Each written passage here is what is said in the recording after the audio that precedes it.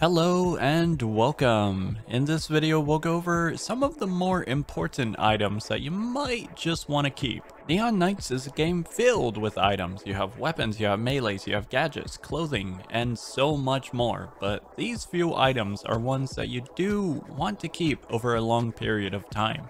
First off, we'll start by going over the vouchers. There are 3 in total. There's one for the Forge, Transit, and Revive. The voucher for the Forge is, in my opinion, one of the most important items in the game. To understand this, we need to go over the Forge for just a brief moment. The Forge is a place where you can manipulate any of your weapons. You can increase the stats, decrease a few stats, balance it out, change up the design and appearance. You can add quirks, you can do a lot of stuff in the Forge. However, the most important part about the Forge is actually the currency needed to use it. This is going to be Flux. This specific currency only works for the Forge, and the Forge will only accept it. Although there is an exception, that would be the Forge voucher. Depending on how many changes that you make to a weapon, the price will increase. This gets really situational early game. The voucher, however, will pay the entire price. So if you make as many changes as possible, let's say you go into the 4,000s, well, the voucher will pay for the entire thing. The next item we'll go over is going to be the Transit voucher.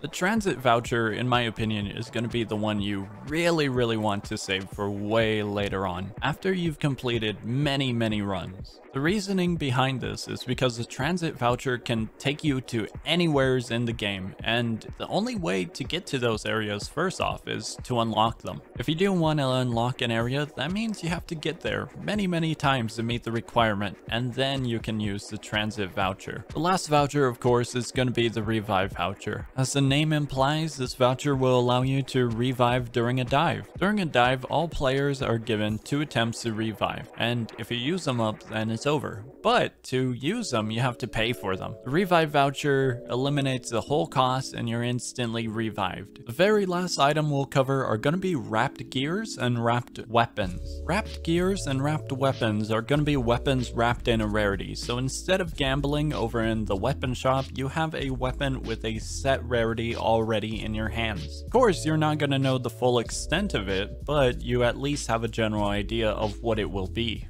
The great part about these items are that they carry with you. I got a wrapped weapon when I was really low level, and I kept it all the way until now for this video. And I finally opened it and I got a level 20 weapon. So regardless how long you hold on to this item, the item you unwrap is going to be a level within your level range. This is really good to keep in case you really need a weapon immediately because you either sold your old ones or you accidentally dismantled one that you really wanted to keep. This is like a backup weapon in case of emergencies. The last thing we'll go over is actually obtaining these items. For the most part, these items are going to come from your daily calendar. So just logging in, hopping on the game, and getting your calendar item. Unless you're going shopping. If you go downwards in the hub, there's a little table which is actually a shop. You can buy some items that are on rotation daily. Lastly, you can get some from the weapon shop. If there's a special instance where they're on sale, then I would recommend actually buying them from here. There are a few more items in the game, such as postcards, the color shards, and others, but these are going to be the main ones that are going to impact the gameplay for you. That's going to be all for this video. I hope it has been helpful and informative, and I will see ya.